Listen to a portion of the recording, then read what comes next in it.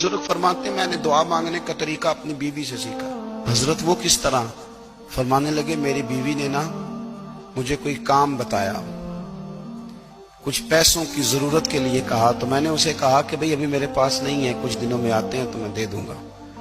औरतों की आदत होती है, वो बार बार याद कराती हैं। 2-4 दिनों के बाद फिर उसने कहा हजरत वो मैंने कहा था कुछ पैसे, मैंने उसे कहा कि अभी मेरे पास नहीं है, कुछ दिनों में मिलते हैं तो मैं तुम्हें दे दूंगा।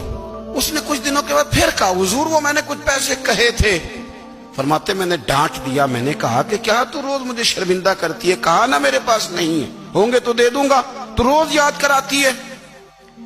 फरमाते उसने पहले तो मेरी डांट को सहा, फिर मेरे सख्त जुमलों ने उसकी आंखों में आंसू पैदा कर दिए, फिर उसने अपने आंचल में अपने उस दुख को समेटा और फिर उसने एक जुमला कहा तो मैं रो पड़ा और मुझे अपने रब से मांगने का तरीका आ गया।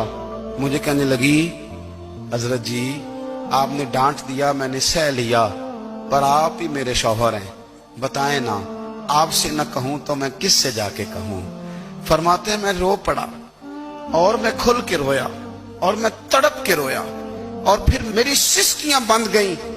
तो मुझे कहने लगी आपको क्या हुआ?